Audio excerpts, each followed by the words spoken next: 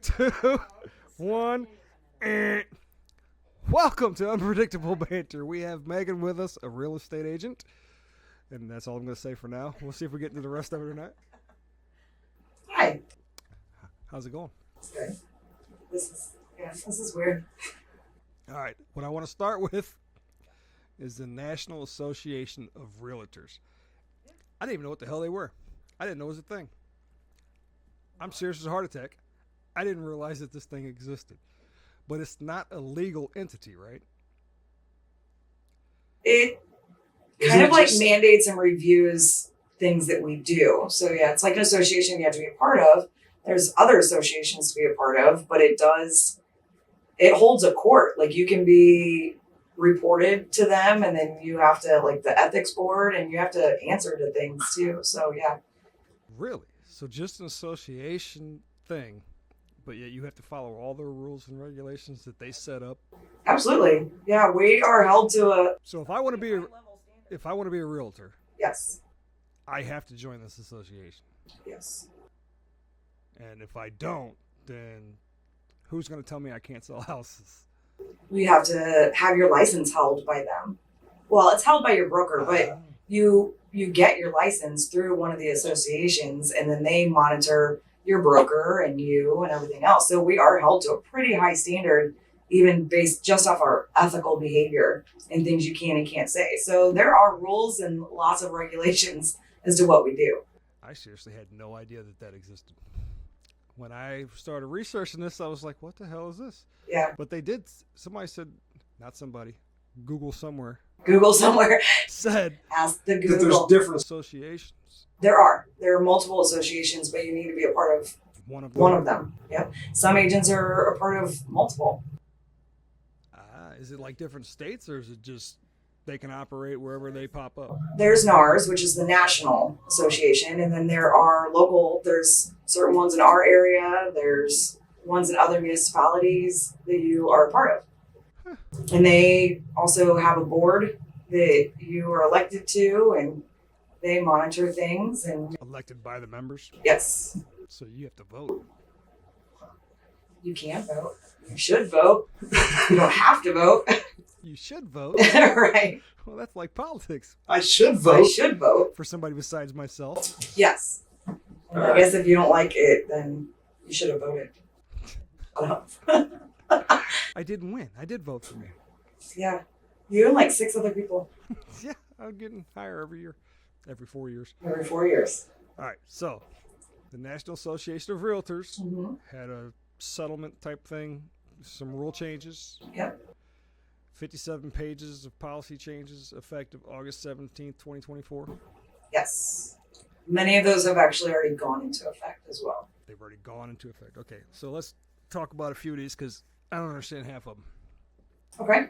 Okay, where it says the MLS can no longer display commission offers. So to explain some of it, you kind of have to know how it worked before the settlement. So there was a big lawsuit that many clients, I guess sellers mainly, felt like they had been kind of duped, that commission rates were not negotiable, and they've always been negotiable. Meaning the 6% commission that if you were wanting to sell your house and I came to have a meeting with you and say, this is the amount I think we can list your house for. These are all the things that I'm going to do for you to help you sell your house. And for that, it's going to cost you 6% commission, or 6% is part of the cost that it will be on top of anything else that may be added at closing. And those rates, that percentage has always been negotiable. So when they say can no longer display commission, so that was like on a website or something that... Right. So as an agent, we have access, and we pay for to be able to log into an MLS.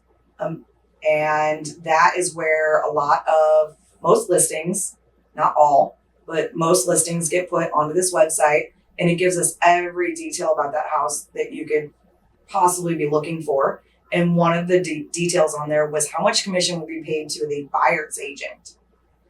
So when I look at it and I see it says 6% to the buyer's agent. I'm just making up numbers here. I don't know if that's accurate or not. Right. It says 6% to the buyer's agent.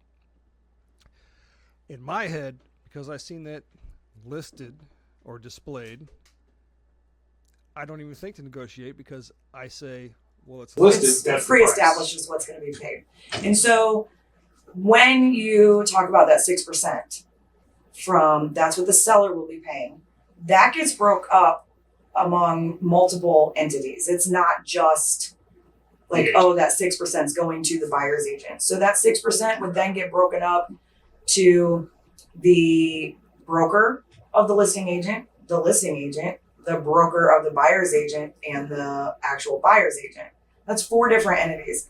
Not to mention, a lot of agents will pay out of pocket for some things that help sell your house, whether that's, and some do, some don't, whether that's drone footage or photography or staging or things like that. Sometimes an agent will pay for that as part out of that 6%.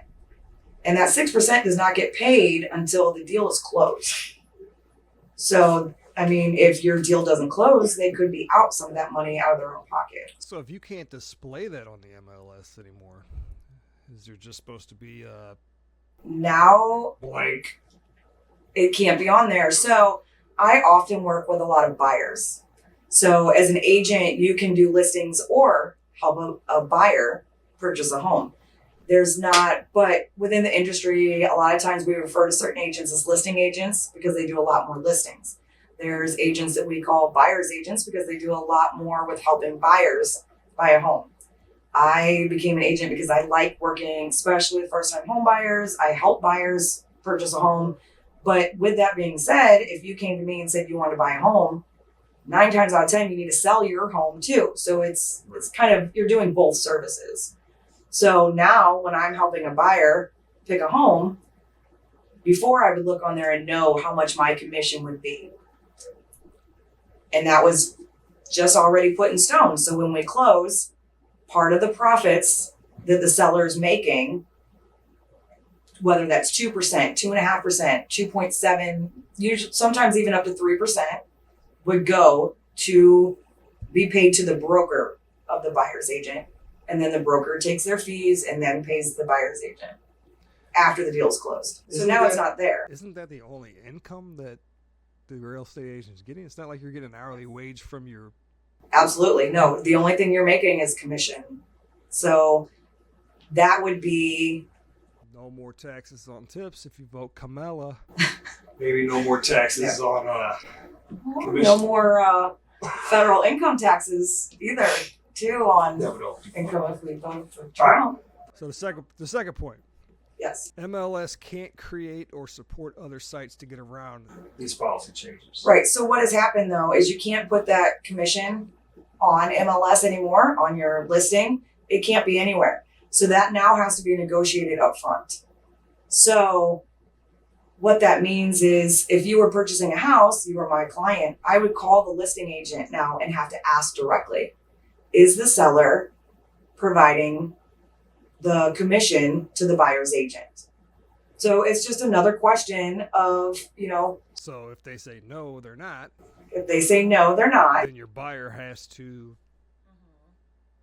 Pay a Up commission. front, yes. Well, they have to pay it at closing, That they negotiate with you. right? And that is established up front in the very beginning. And that's why it says buyers have to sign a written agreement before touring with you. Yes. So if you asked me to show you a house in the past, I could have shown you 2 or 3 houses without making you sign a agreement with me. And the thing about that is you always should have had your client sign that before you start showing them houses. It just makes people, the fear is that it makes people feel uncomfortable. That agreement states that it's a legal document that gets signed by both myself and my client. And it states on there that you will pay a flat fee of a certain dollar amount. And then it also states on there that you will also pay, I would say an average, people are putting about 2.7% of commission to your agent. So that means if the listing side, if the seller isn't interested in paying that 2.7% commission, that means my buyer would have to pay it themselves at closing. Okay, if I sign that agreement with you and you show me 7 houses, Right.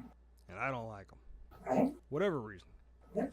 I don't like the driveway, whatever, Yes. my house, and then I decide this other real estate agent does have a house that I like, does that agreement that I sign with you prevent me from buying the house? From the Yes. real estate agent. That agreement will state a certain number of days that I am legally your representation in the real estate market.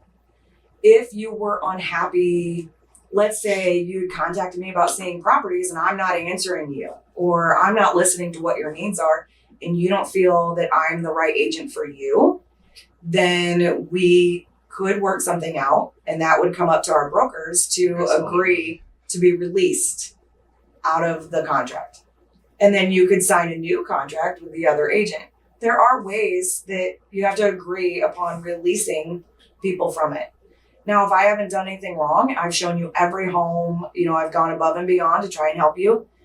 There may be, a situation where the broker doesn't see a reason to release you from it. So you would have to wait till the end of that time period to then sign with another agent. Does NAR,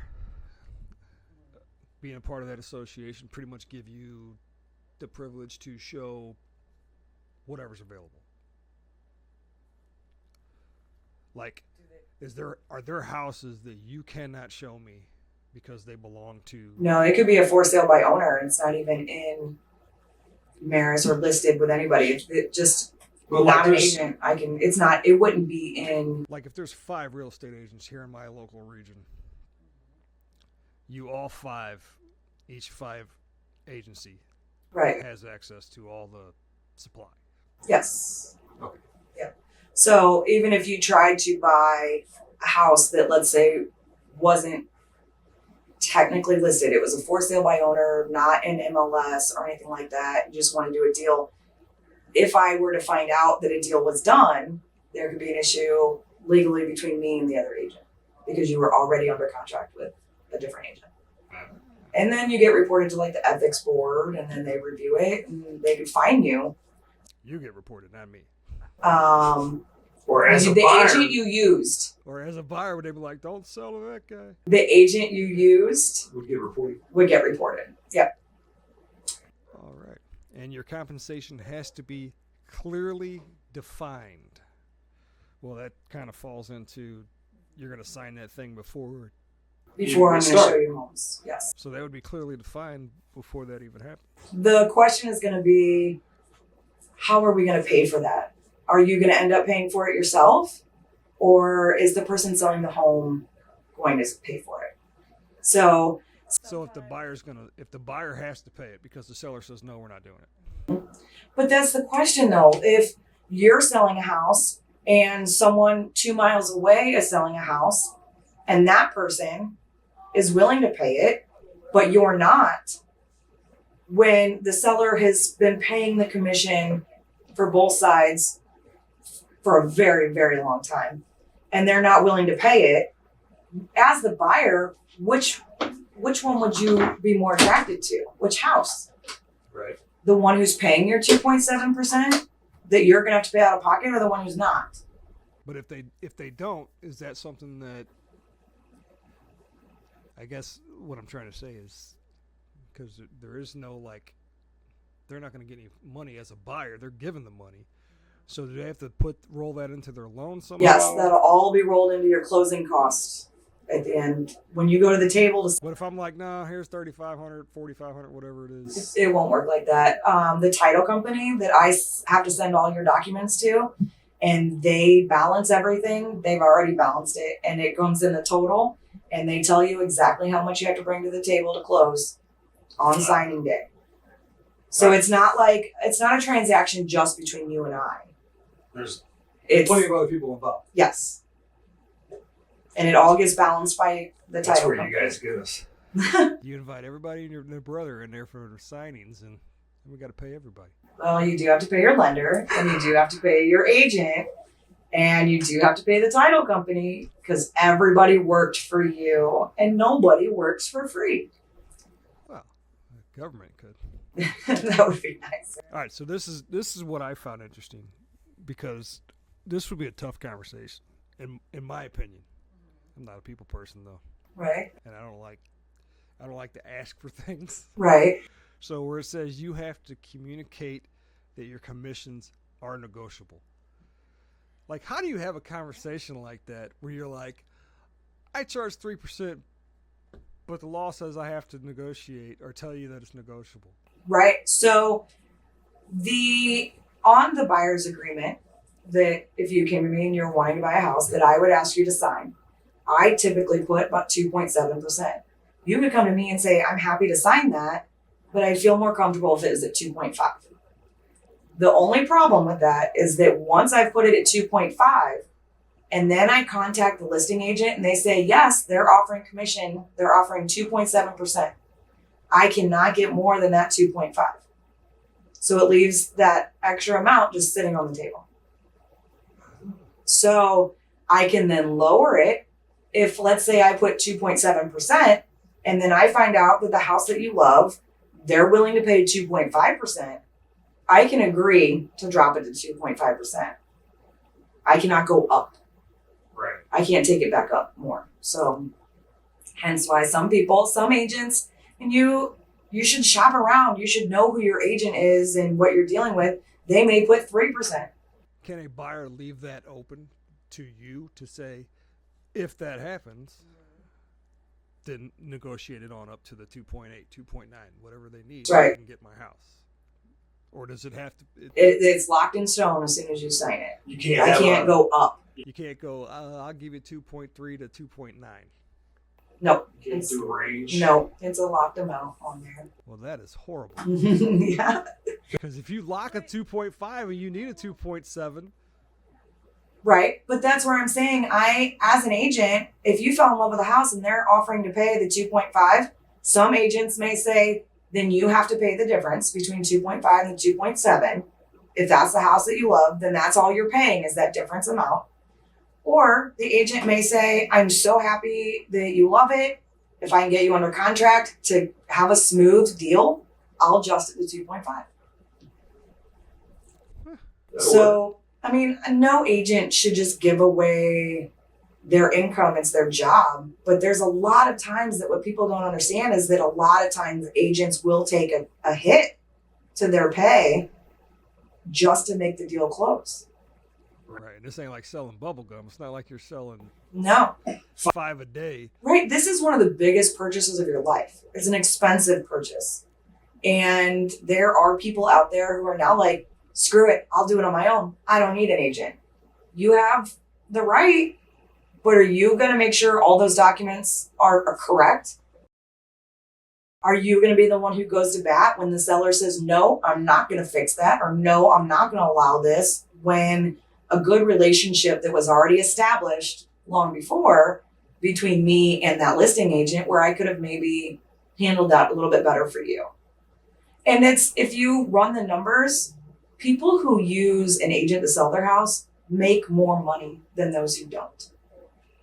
And you think you're going to make more by not having to pay that commission, but in reality, it's not true. I mean, the numbers show it's not true. It cost me twice as much for a lawyer to Yeah. Shit, yes, What if you end up with having to pay for a lawyer?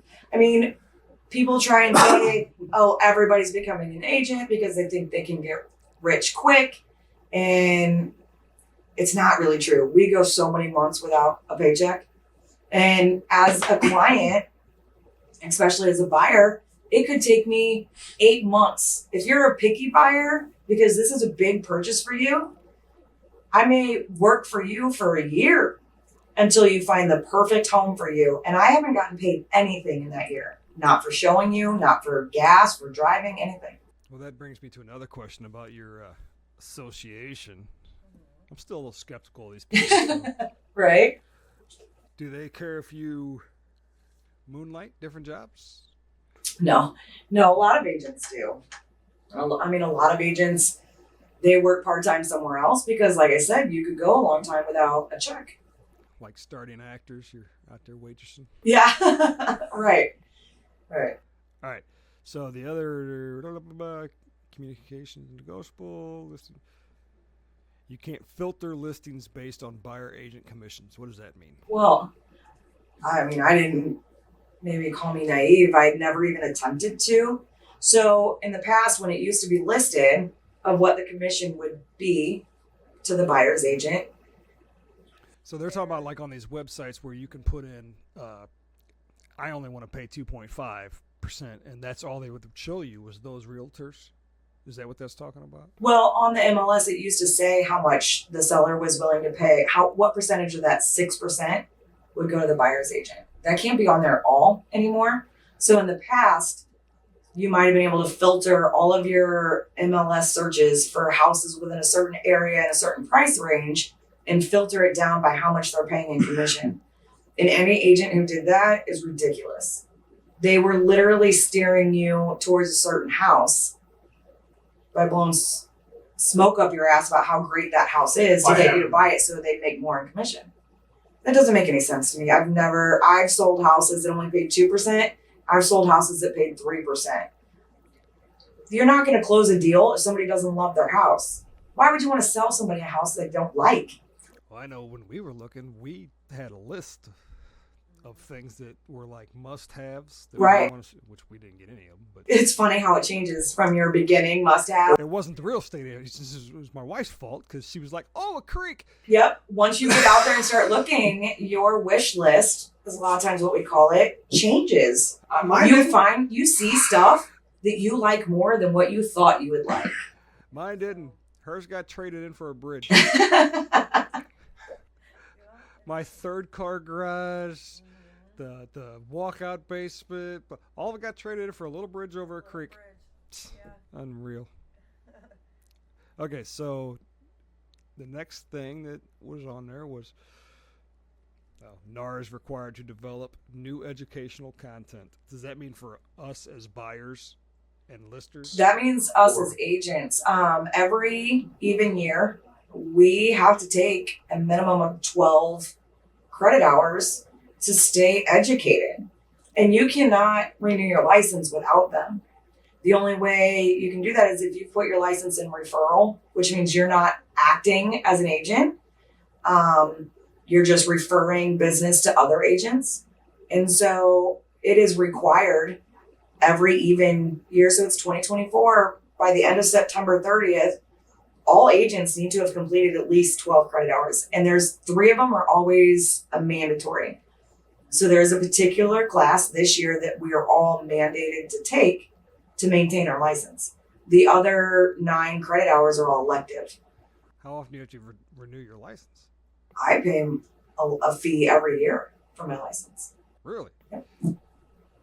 Yeah. So we pay out a lot of money. We pay out a lot of money for, making sure you've renewed your license, for our classes to educate ourselves. In real estate, there's so much to educate yourself and know about to be a good agent. And you got to stay on top of it. But it's also about marketing.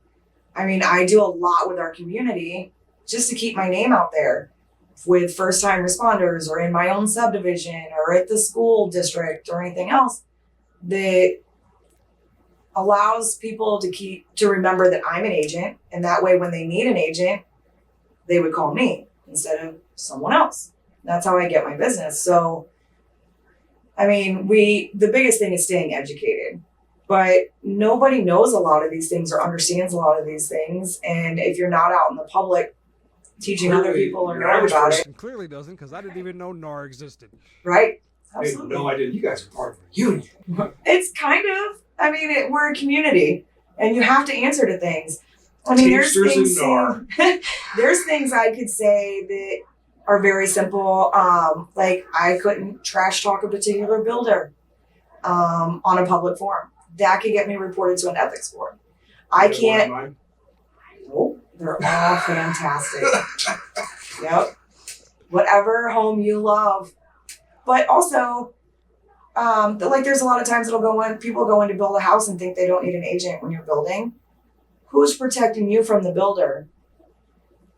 I never even thought of that. So people. Do you think you know about inspections or the house the way it should have been built? So if I buy 40 acres and a mule, and then I decide I want to build a house on it, I should contact you again and be like, hey, I'm getting ready to build a house on my property. Absolutely. Because I know builders who will build on any property. There's builders that you'll see billboards around like, oh, houses starting at the low 250s. So And how you're would like, you oh, get? let me go in there. And they won't require you to have an agent How would you get a commission on something like that, though? Just whatever the Builders from the good? builder. From the builder. I see. Yep. So it's smart for agents to have a good relationship with builders within their community. Do you see why you're paying for 30 years for a house, folks? Everybody gets a piece. Everybody gets a piece. Yep. Sure. This NAR place is going to come after me. Hey! I personally don't feel that I would never recommend somebody buying or selling a home without an agent. Unless you're well educated on what you're doing without an agent. Just because, a defendant who represents themselves in court Usually lose and go to jail. usually doesn't go to jail. And so there seems to lack a little bit of respect about the fact that a real estate agent is a real career or job. And they think, why should we have to pay you? Why how would I it use is. you? It's like, It's like everything else, Oh, I can fix that window myself. I don't need to hire anybody. And then you put it in backwards or upside down or It's leaking, it falls out and breaks. It takes you 3 windows to realize you should have probably hired somebody. yes. It's the same thing all the way up the chain, no matter how big the purchase or how It's a small it skilled is. trade and people think that they shouldn't have to pay for skilled trades. I got to be honest with you. I knew it was a skilled trade. I knew it required to know a lot of stuff. But when I started reading all this stuff and realized how deep the well goes there, I was like, oh, I'm not going to bitch about paying somebody because I don't know any of this shit. Right. And I'm not going to learn it. I mean, there's cases where, I've had a listing and it's under contract and then we have the inspection and the buyer's agent is hounding me and saying, we want this and we want that. And I could have easily, or if you were the seller, been intimidated by that and said, okay, we'll do all this. But instead, as an agent, I said, no, like we've committed to fixing A, B, and C, but we will not dive into D, E, and F. And it comes down to, really knowing your strength and having the confidence to say, we are happy to relist this home if that's a deal breaker for you. And that deal still goes through and makes it to closing because they know they've pushed too far. Well, I never figured anyway because it's literally something you purchase unless you're friggin' loaded. Right. And then 2 times in your life, 3 times Right. maybe. Right. Like if you have a problem paying someone to help you with that process 3 times in your life, Right. you get bigger issues. And then as a buyer's agent, I show up to your inspection. What if you can't get out of work? right. Who's going to be there with the inspector to go where they then walk me through certain things so that when you read the report, I can explain exactly what that meant. Unless you have a background in it, do you think that you're going to understand everything that was on that inspection report or if it's important or not? And so as an agent, especially as a buyer's agent, I show up for the inspection. I can't even understand the number of pages that it takes to sign to get the damn thing done. Right. Let alone, like, I don't even want to count that high, let alone read all that stuff. Right. And I educate myself. And like one of the courses I chose for this year has to do with inspections. So I can educate myself on what I'm looking at. Now, when you and I walk through the home, I will honestly tell you, if you have a question about something, I am not an inspector. I cannot tell you one way or another, this is what I do know. But I have also networked and made myself in a good relationship with an inspector that I can call and say, hey, do you have extra time to look at this and tell me, is this a big issue? Should we not even put an offer in? Or is this something that, could be handled over time? So, I mean, being an agent really is about marketing and making the right contacts. And as somebody willing to list their house themselves or try and find a way to buy a house on their own, they don't have those connections to get the answers that they need. Right. So, or the education. No marketing skills. It's rough. All right, so the next thing. Do you think the housing supply an increasing value of the housing supply is going way past wages because the value of the homes have gone up 43%. Absolutely, yeah. It's been like 3 years, and the value of obviously wages is only 7% within that 3-year time frame. I think it was, I don't remember the years. It was 3 years, not counting 2024. Yep. So absolutely, it's knocked people who could afford a home out of the game because the price have gone up so high. But it's a supply and demand. So there's very little supply right now. So how is that? They're because building interest houses? rates. It's my firm belief. It's all interest rates People don't wanna because exactly, they don't want to sell. So if you purchase your home in a time or refinance your home in a time where the interest rates were exceptionally low, and you were to want to move right now, are you going to go from 2.5%, 3.5% to a 7.5% interest rate? Because you definitely couldn't afford the same amount of house because your payment would be extremely different. Simply because of the interest rate. Simply because of the interest rate. And I feel once, and it's personal opinion, but once interest rates come down to a more manageable amount, people will list. So the supply will go up. And once that supply goes up, there will be less of a strenuous demand. I don't feel that it's really, people are trying to, outside of the industry, are talking about, oh, there's definitely going to be a housing crash and things like that. I don't see that. I don't see that because while being in the industry, I saw how much cash went down on homes, and it was insane. I mean, there's a lot of ideas of where the cash came from or whatever, but how are people having this much cash to put down on their homes? So it's not the loan or anything that you're going to default on. If you were going to default on a loan, it's going to have more to do with taxes going up because property is going up. And so what you have to pay in escrow makes your payments go up or insurance go up. So what's the difference now, though? Because I can remember, so we'll be talking about, let's say, the late 80s through the 90s. My parents having 17, 18% interest rates Absolutely. on a mortgage. Yep. So essentially, like, people are freaking out about interest rates being at 7.5%, and that is nothing compared to what they have been. But their payment, I can remember let's say it was a $100,000 home. Their payment was somewhere in the neighborhood of like $900, maybe $1,000. Right. And that was at that higher interest rate. Absolutely, yeah. And I bought the same home, for, I believe at the time it was $100,000, and I had a low interest rate, but my payment was still sitting at like $800 or something like that. So like, what's the difference now that it seems like a 5% or a 6% interest rate puts you out of the running because you can't even get close? Well, the value of the homes have gone up. So it's completely different when back in the 80s, maybe. So then shouldn't logically, if interest rates are high, home values should go down? Because if you want to sell it? No, because if your interest rates go up high, people don't want to sell. So you have all these people out there trying to buy. And so I have 30 buyers and I have 2 houses. So that's where the supply kicks in. Supply and demand. You just don't have enough houses. Right. To give. So then if 5 of those buyers decide that's the house I want, if you come in at what the asking price is, someone else is going to turn around and come in and offer them more.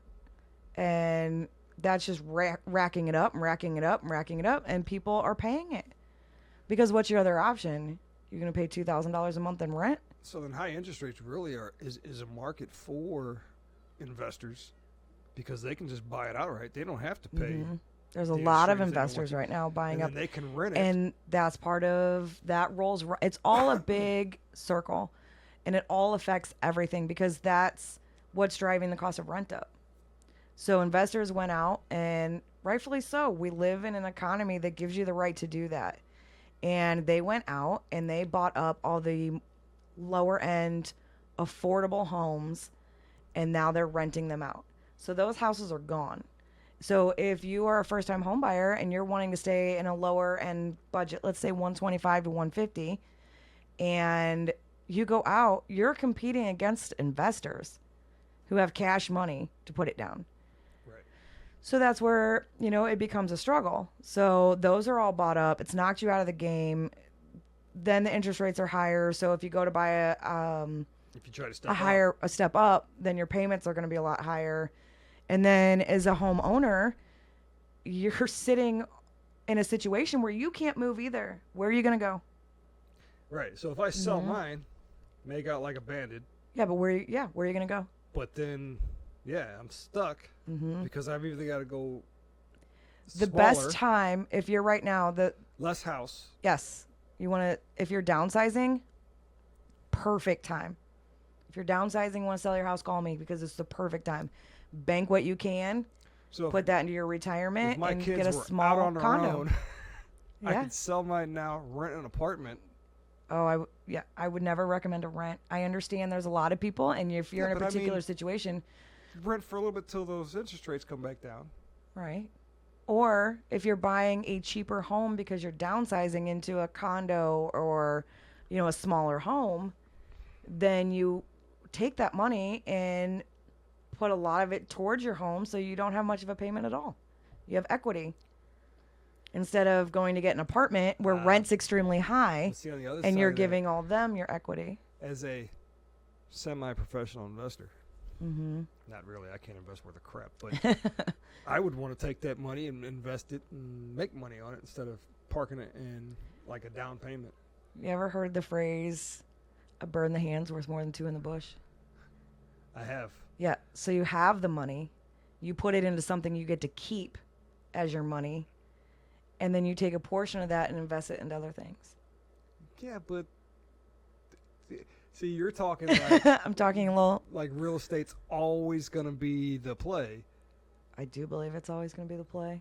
I don't believe it is because I lived in a neighborhood that for years Stood the test of time, it was not the play. and then it stopped being the. It took a right time for us to be able to sell Right? and make enough to sell Mm-hmm. and not go under.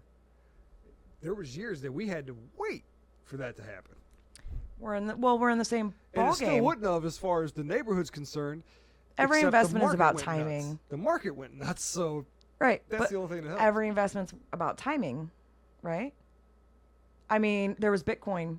If you didn't get on the train at the right time for Bitcoin, Why you gotta bring that up? That's yeah, it does sting. But to there's hit, don't you? but it's true. If you did not buy or refinance when interest rates were at 2%, you probably missed the train. Missed it I don't by feel that like our much. economy is going to do its best if it's at 2%. I mean, that also drives down, it's all related. It drives down your stocks and everything else. Don't give me that. Brings up a whole different ball game though, because But I it's think all housing, related. home loans in general are Right. a freaking scam from the word go. Home loans? Yes. Do you have the cash to buy that home? No. How were you going to buy that home without a home loan? I didn't say. I Okay. had the idea of how to fix it. And you got it at a very low interest the way rate. that banks lend They're you barely money. asking you anything for that much money. Are you insane? The Are- way banks lend you money for a home, you spend the first 20 years paying them a crap ton How of money. how it is implemented is shit.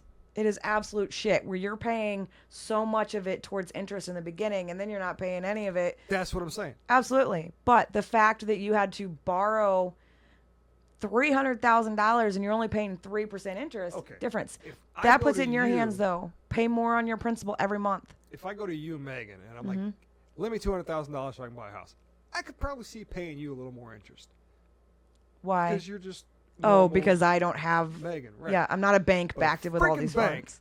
that Yeah. gets all their shit from the government anyway. They do. They're full of shit. Investments, bullshit investments that don't even make any sense. They shouldn't even be allowed to invest. I as a feel bank. like we're really going down a socialism black hole. Not really. I just want better Yeah. freaking housing loans. It's The fair. housing loans are fine. It puts it in your hands. Take the initiative to pay a little extra on your principal, and then you'll cut a lot of that. You'll cut 15 years off your loan. You're like them people that say, "Don't get the $5 coffee, and you'll be able to pay off your house." No, it won't.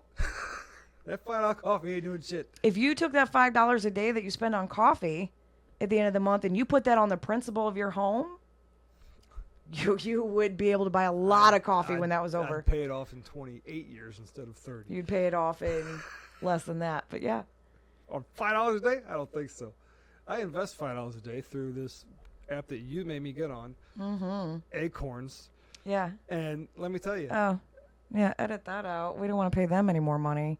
Shut up. yeah, I've been paying him a lot of money, Yeah. and it's not going that high. Okay, so let's take that money out and we'll buy an investment property. And then you can charge rent on that bitch. I don't have enough in there to buy that $5 coffee. What have you been doing with it? The market is paying. I know. And then No, as it's soon not. as It's interest not rates, paying. it is paying. The money that I have You in need a there, broker. I looked at the thing, like for the day, it was like up 30 cents or something. For the month, it was, I don't know, $4. You need a broker. This is what happens when people think that they can do a skilled trade on their I own. need a broker for my investments. I know exactly what I'm doing. Obviously not. All right, fair enough. Obviously not. All right, so do you think the Fed will lower rates, and how will that affect the market? I do think they will. Will a half a point really make a difference?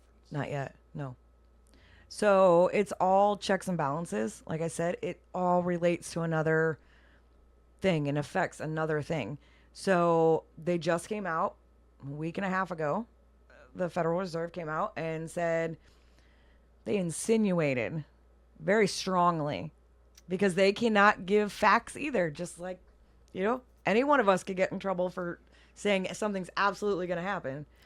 They insinuated that there will be a decrease in rates, and they're leaning more towards about a quarter, possibly 0.5%. Is that going to make a huge difference off the jump? Probably not. But they're also putting out the projections of what's going to happen over the next year once they start lowering rates. They're projecting multiple rate cuts. Can I guarantee that that's going to happen? No. But I do see in or foreseeable future interest rates coming down to a more manageable amount from what we're used to. I mean, we kind of got spoiled. Gas prices dropped down to under $3 and we got excited and we're like, yes, I can finally Which live. is ridiculous.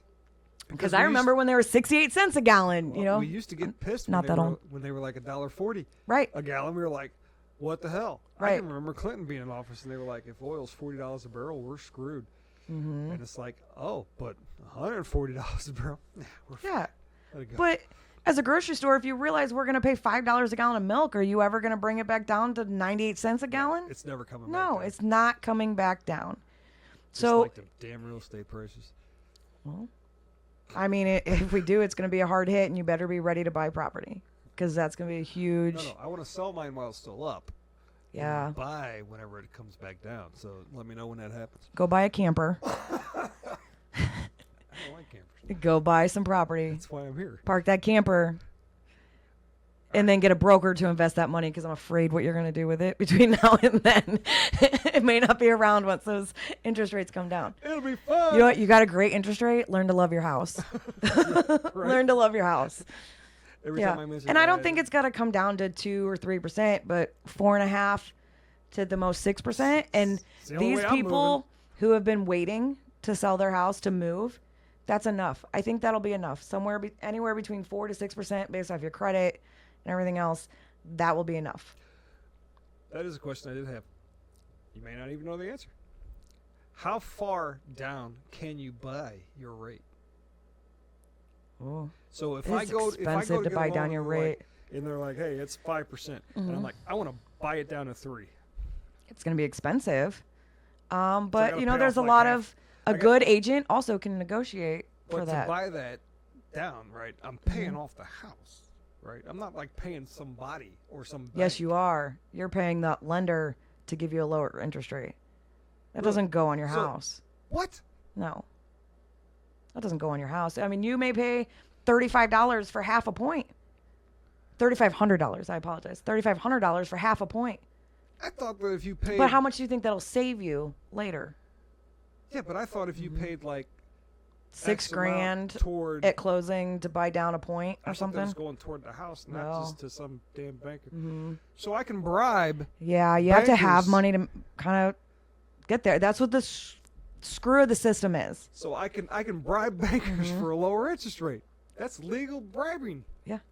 Legalized Legalized bribing, yeah. I don't bribation, know. whatever the hell you want to call it. Right. That is Yeah. that is. It doesn't messed up. go towards your down payment. It doesn't go towards the equity in your home or your principal. It See, anybody Buying that's down a watching lower this thing. thing understand that I have a friggin' master's degree, and that you can't use. I sound like an idiot because I don't know half of this. I shit. have a degree too. I don't know half of this shit that we're talking about. I just thought that it went toward the house. I didn't know you had to bribe a banker. Yeah, essentially you are paying more money to have a lower interest rate. That's horrible. Yeah, but if you also, that's another thing about not going out to try and buy a house on your own. If you have a good agent who happens to know that is educated and that there is a possibility or a way, if the seller's willing to do it, to pay to buy down your points. But would you have even known the option to buy down your points if you didn't have the lenders or the agents? No, I wouldn't have known without the agents before, but Right, now I kind of like, I'm never going to do that again. right. I'm not paying some banker. But you have to do the math to figure out how much that saved you. If you bought down half a point to make your payments less and the amount that you're going to pay in interest, did you save a hell of a lot more than $3,500? $2,600? Well, of $1,800? course, I Whatever think it cost you'd save you? a shit ton more, but I don't feel good about bribing a banker. It's not the like morals of I feel bad I did this because I That's want the to pay that son of a bitch. All right, so without suggesting that I lean towards socialism, because I do not, absolutely do not. You're a liberal, you do. But I gave your mom shit for years for the liberal stuff. I know my mom's not a turning over in her Republican, don't come after me. grave, right? That I'm like, no, Independent, middle of the road, leave me alone. right. But why? The fucked up thing. Sorry for my language, but the fucked up thing is that okay, to get qualified for an FHA loan, you only need a credit score of 580. Yes. But to get down payment assistance, you need to be more at 620 to 640 to get that down payment assistance. So if you only have a credit score of 580, you probably fall into the ballpark of someone who doesn't have the extra money for your down payment, which is 3.5% on an FHA loan. So unless you've saved all that up, and if you had the money to save all that up, your credit score probably isn't at a 580. You can't get the down payment assistance. Do you see like the double-edged sword It's with that? everywhere. It is. It's absolutely everywhere. So you want to go buy a house, why not take 10,000 of that money that you've saved up or anything that you have and buy down your points or wait to get a lower interest rate? It's all a game. It's better to buy down your points than it is to put it toward the house. It's cheaper, unless you're talking. But sometimes half the the house dollar value. amount, and if you have a good lender, you're going to ask them. First of all, how much is it to buy down half a point? They can tell you. You're going to say, how much is that going to save me in the end? And they're going to be able to tell you. All right, so I heard this thing. I researched it slightly. Didn't really get into it much, but it's still worth talking about. There are proposed rent caps. I think it was in Florida, and Why do I feel like it was in Georgia? they're capping I at don't remember. 5%, or you lose certain tax breaks. And That's another- The theory behind that is to prevent institutions from buying up properties for Affordable rental housing. purposes. What do you think of that 5% rent cap? What do I think of it? I And think I don't even know if that's per year or. I think it's another double-edged sword. So I could say to you, full openness, the cost of rent blows my mind. It is insane. The thought of renting right now terrifies me. I am glad that I own a home and that I was able to buy it before all this went down. But I also look at it from an investor's point of view. If you bought a home and let's say you owned properties, investment properties that you rent out, and it was during COVID. Do you know how many months you went without getting any rent that you still had to pay the mortgage payment and taxes on? Took a hard hit. Were there some programs that maybe, through the government that covered that? Maybe. I should look that up. I don't know. Were they compensated? I don't think there was. But so that was a lot of money they were out. A lot of what's going on, I truly do believe nothing comes for free. And we got so many stimulus and we got so many things to help get us through COVID.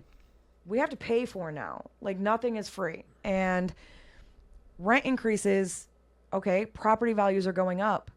You're not locked in at a certain tax amount. That was my question because So their taxes are going up. if your taxes go up, but you can't raise the rent to stay with the taxes, Right. which So you I'm already have assuming to, that's yeah, property values have skyrocketed. they usually So their don't go up that taxes much. went up a lot. It wasn't a gradual, it was a lot. So when you see this huge increase in rent where they're doubling the rent, tripling the rent, and it's like who can afford that? If I could afford that, I wouldn't be renting kind of situation. Well, if you're renting to somebody and the taxes are so freaking high that now you're coming out of pocket, Yeah, now you're your basically rental paying property's making you someone nothing. to stay in your property. Right. Right. So I'm paying you to live at my place. right. Might as That's- well just sell the house. That's horrible. Yeah, it doesn't work. So for me to say the cap is good, I feel like I mean, Well, I don't see how that would keep institutions out because institutions can afford to do that. Walmart. for Like, a time. They can afford to lose the money For a time. Right. Yeah. But For a eventually time longer than you and I could. right. But eventually they're gonna have to make that money up. Somehow. Somebody's gonna pay for it.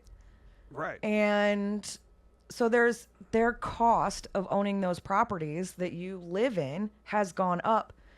So to think that you're not going to have a rent increase, that's it's where not I- capable. I mean, that's where I not believe logical. the 5% cap thing, or you lose certain. Is tax 5% benefits. enough to cover it? I don't know.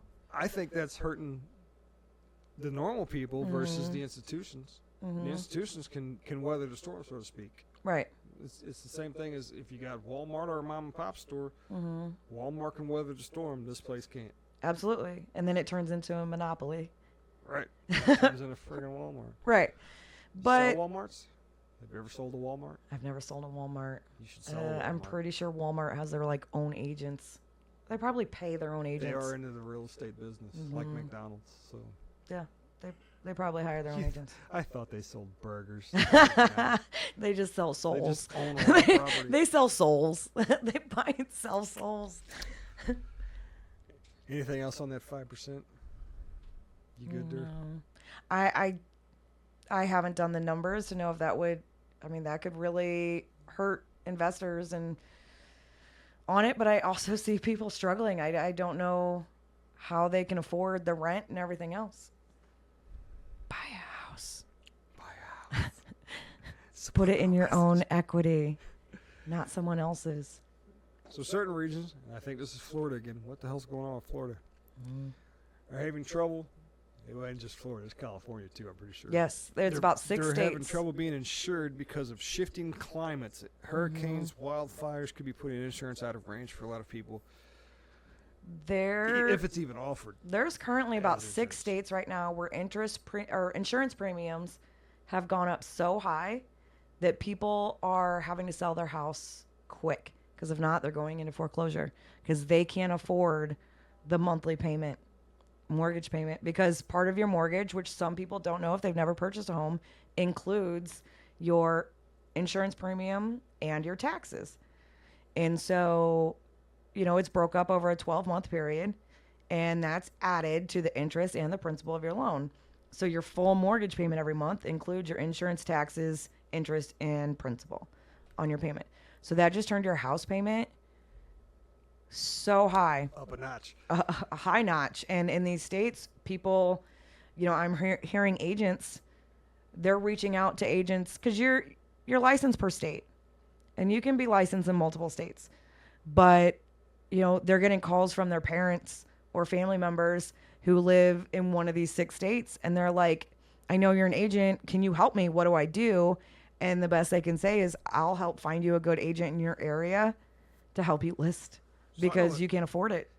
Here, in Missouri, you have to carry homeowners insurance. Absolutely. It's free law. You can't. Because you got to protect. The mortgage companies are going to insist. The lenders are going to insist that you have So, insurance. How do you abide by the law to insure your house if nobody is willing to insure your house? Because of the area that Right. Mother Nature let's and the say I'm area in a you're in. flood zone, and they're like, no, that flood's too much. We're not insuring that anymore. They will insure it. You just have to pay more. Then you can't afford to pay that much. Is the problem.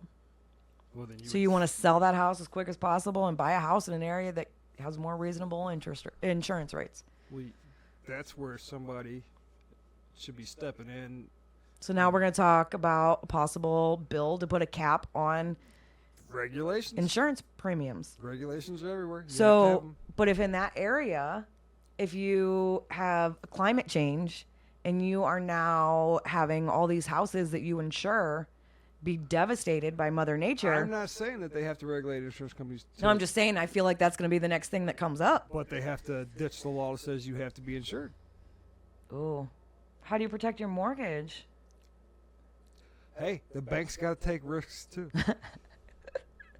They don't Yeah. mind investing in. If you're not going to Apple insure and it, Google and all these places. if you're not going to have to cover insurance, you're going to have trouble finding someone to lend you the money to buy it. Well, then we're back. Maybe to square those one. aren't inhabitable areas anymore. Climate change, like get rid of them all. Build houses somewhere falling else. off cliffs. Yeah, and it's just gonna, California's gonna bears drop off wandering into the instead of ocean. brown bears. Now an island. Yeah. Glaciers are gone. Why is there a white bear in Missouri? Like, That sounds oddly racist. no, No, no. Stop it. The final 5 questions. Okay. Again. Question number 1. Republican, Democrat, or Independent? I plead the 5th. So Independent. No. Honestly, I am somewhere, like most Americans, I think, riding the fence between Republican and Democrat. If this is the best we That's got, what I consider independent. You're in the middle. no, like, I mean, they really stir people up if you vote independent. Like, you're just kind of throwing your vote away. I mean, make a decision, but if this is the best we got problems. We have big problems. This is the best we got. Yeah. My mother will roll over in her grave, and if my aunt ever sees this, That's why I'm like, I will probably vote for Trump. oh my God. I know. I can't do some of them. I am not standing anywhere near you. when I there's know. lightning I'm going to around. be struck by lightning. But who knows? I may get After in there and just be overwhelmed by Irish Catholic guilt and vote for Kamala. me. I don't know. I'm going to write your name in. That's all there is to it. All right. Question 2. Favorite word or phrase? I don't know that I have a particular one. There's one you gotta say all the time. There's one I got to say all the time. What? What do I say often? I don't know. A lot. I know. I mean, I used a bird in the hand's worth more than two in the bush in a podcast just recently. Bush. But All right. Your favorite phrase is Bush. Bush. I don't make those rules. Yeah. All right. Question 3. Preferred beverage. Diet Pepsi. My aspartame levels are through the roof. I know it. It's water with lemon. It's yep. It's We're all both day. getting mother for that one. I know. All day. Question 4. Favorite way to relax. PG. Watching your PG. watching your podcast. Favorite to way to sleep. relax. The typical female answer. It's gonna be true crime, serial killers. Oh, you were saying yoga. I'm Yeah, like, no bullshit. guy, no. I'm packed full of aspartame. Promise yoga's not on that list. Research. That's what you said. Yeah. Yeah, True that's crime it. True stories? crime research. Research, that's what I call it. Number 5, dream job. Real estate agent. I did it because I wanted to. That's Yeah, your dream job. It's rough sometimes, but yeah, I was a late bloomer in buying my first house. I always felt like I was behind the bar. All my peers were on their second house by now, and I couldn't figure it out. And I researched and figured things out. And one day I was 39 when I bought my first house, and it was an epic moment in my life. And so to be able to do that for other people and help them and protect them, and getting kind of nosy. I mean, getting to go through people's houses all the time.